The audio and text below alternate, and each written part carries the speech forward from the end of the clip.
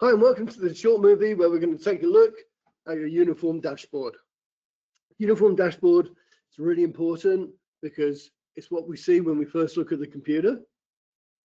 It shows us first of all a summary, so a breakdown of the herd. So we can see here that we have 14 cows that are PD negative. If I want to select a cow, I just double click. You'll notice if I go to the next cow and the next cow, because we selected the PD negative cows, these are the cows that it shows us. So if I want to change the filter, I can just click on that. I go to my next cow and we see a different status. So if I look here, I can see I have a cow that's hit 100,000 kilos of milk. So that's the good news. It's right there in front of us. If I want to look at the young stock, so there's all my young stock, but I want to look at their status, then the cogs are really important. So if I select the cog and I tick show only young stock in status button and say OK, it will then recalculate the herd summary, but show us the young stock that are open, the young stock that are pregnant, and the young stock that are PD negative. So that's a very quick way of doing it. So if you use that, we'd probably say afterwards, take it out and put it back so that we can look again at the cows.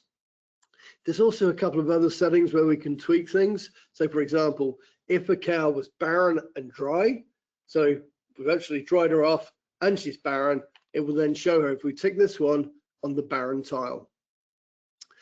As we work down, we go to our attentions. So we have 35 cows due to PD, but 9 of those cows are overdue. 47 cows to dry off, 5 are overdue. If I want to find out who the cows are, I just click on the tile and it will give me the listing here of the cows where we basically should have done a PD. So it's a very easy way to check, are we up to date? If you want to find out how it's been set, so we want to know how many days forward we're looking, what the warning triggers are. Again, we've got a tile here. So we hit the settings. And what this will then do, this will then enable us to say how many days ahead I'm going to look. So I set the drive normally for 2 weeks ahead. That's really in case we have any dry cows, so we can then dry them off early. 2 weeks I'm looking ahead for my calvings.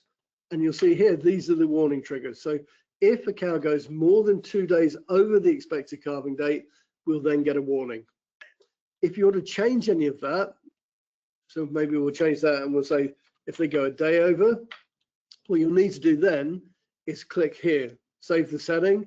And once that setting is saved, it will then recalculate the dashboard. So it's not just PDs, dry off and calvings. We can also have tasks. So an example of a task would be all the cows over 100 days that haven't been foot trimmed. So we can set that up using our action scheduler. And if we do that, we'll then always have a listing of the cows basically that need to be presented for the foot trimmer. And again, you see we have our warnings there if they've gone past 100 days.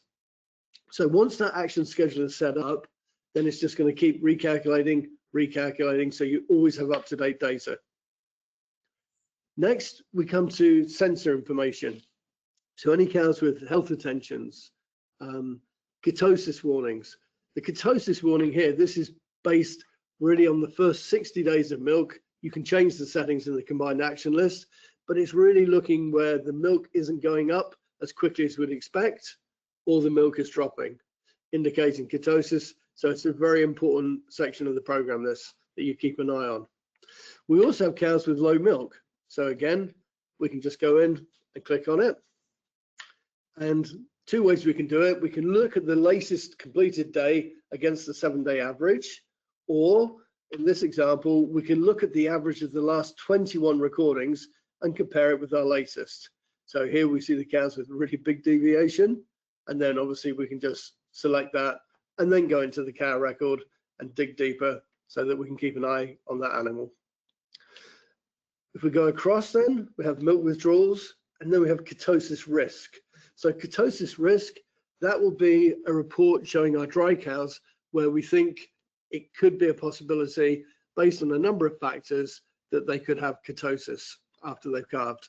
So that can be based on the fact that they had, for example, transition diseases last time, a very long lactation, a high 3 or 5 day production. They're over a certain lactation number. So very often that's a report that customers will discuss with their vets and have guidance on the settings. And again, that information is presented to us on the dashboard. Then if we go down to our key performance indicators, this group here. So what we can do is we have our standard peak production graph. If that's set on milk recordings and you have milk meters, as we've got with this herd here, I'll show you how you can change that. And you're then able to select the areas that you want presented on the dashboard, but not just the areas, you can also select the parameters. So what is a good value for your farm and what's a bad value? And if the value is good and the herd is doing well, then it'll be green. If it's kind of so-so, it's orange. And obviously if it's bad, then it's going to be red. So to do that, we hit the little cog, and here we see, if you use the down arrow, if it's set for milk recording, but you have milk meters, then I would set it for milk meters. And here you can decide what information you want to look at. So if you scroll up and down, select the ones that you want. Insemination rate I've got here, preg rate and conception rate. And then I say what is a good value for the herd and what's a bad value. And as I said, that will then indicate whether it's green, orange, or red. So the dashboard is a really important part of your program. It's kind of reactive. It will show you where there are problems. It will help you schedule what events are coming up. If you need any help setting it up, please call your help desk and we'll be very happy to do that for you.